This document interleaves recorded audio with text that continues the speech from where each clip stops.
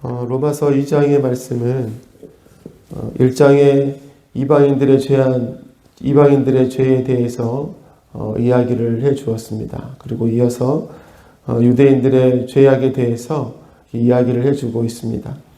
유대인들은 남을 판단하고 또 정죄하는 일을 하지만 자신들이 정죄하는 그 사람들과 동일한 행동을 함으로써 하나님의 심판을 피할 수 없는 죄인들임을 이야기를 해주고 있어요. 이런 유대인들의 모습을 오늘 본문의 말씀은 더욱더 자세히 설명을 해주고 있습니다.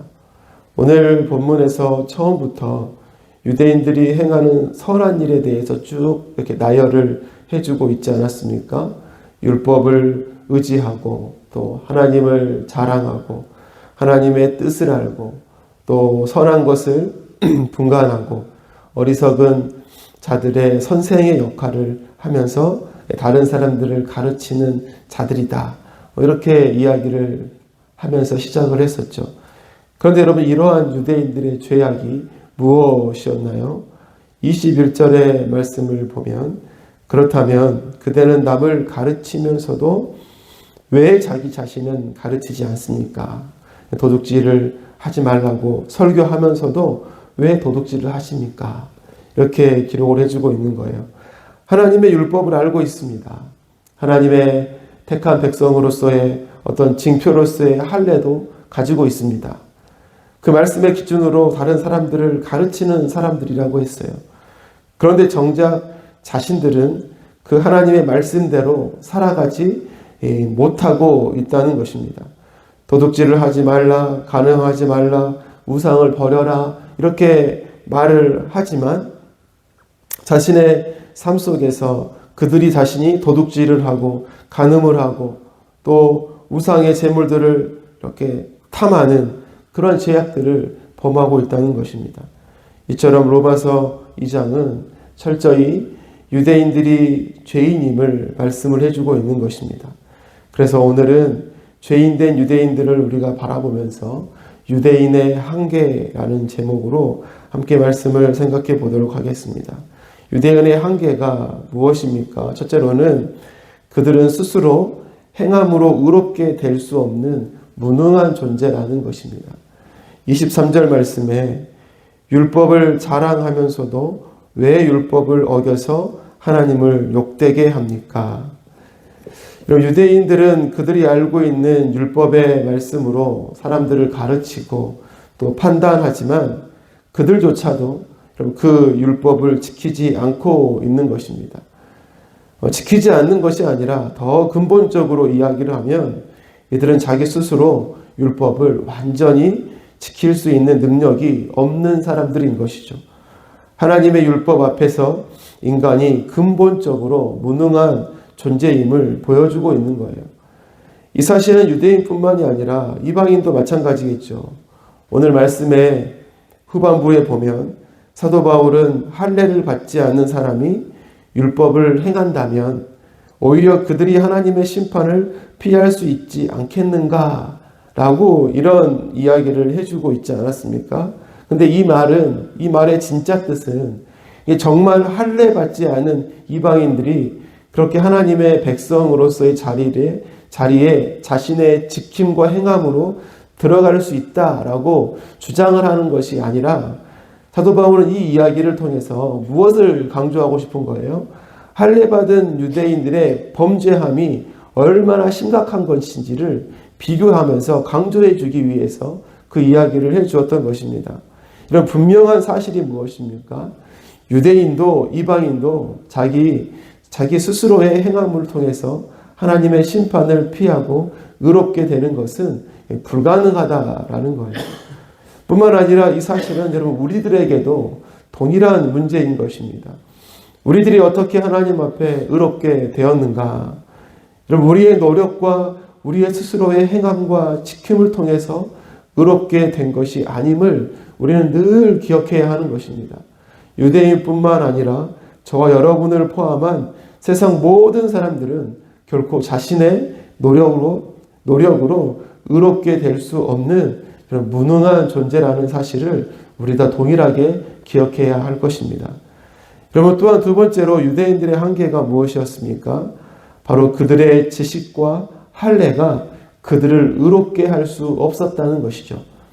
28절 말씀 보니까 겉모양으로 유대 사람이라고 해서 유대 사람이 아니요 겉모양으로 살같아 할례를 받았다고 해서 할례가 아닙니다.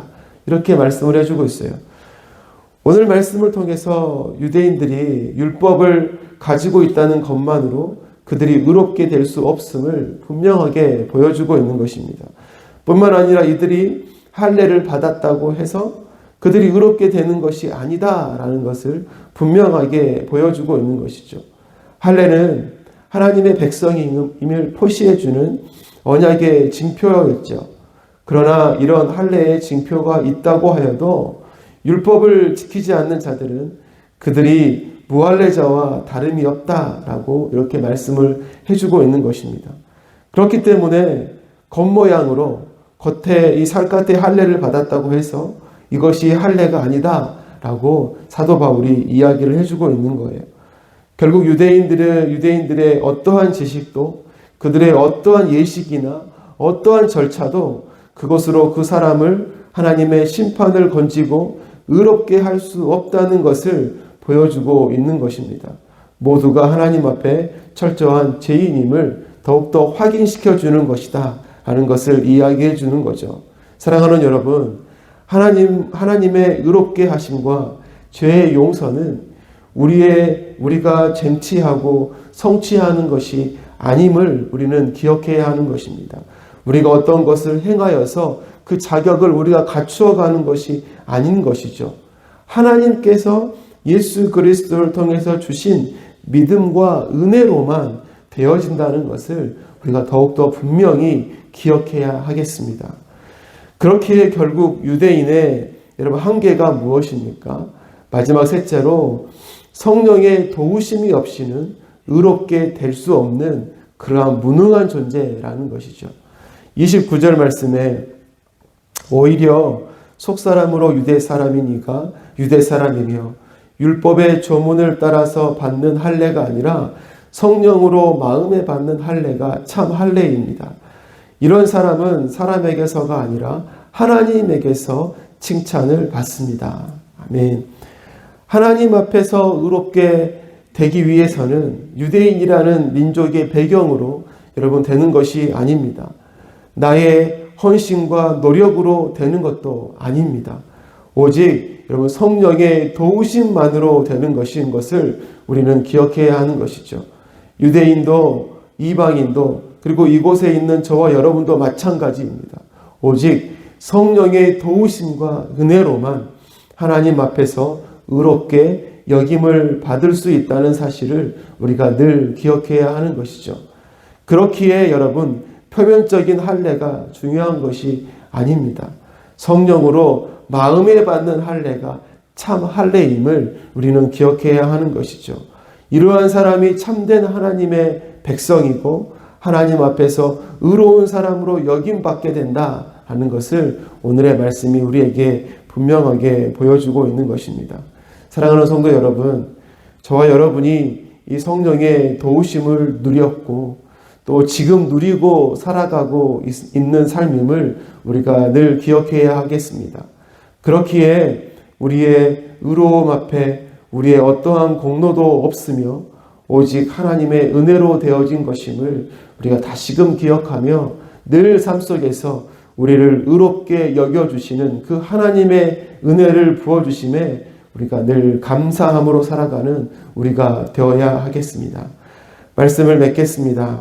오늘은 유대인의 한계라는 제목으로 말씀을 나눴습니다.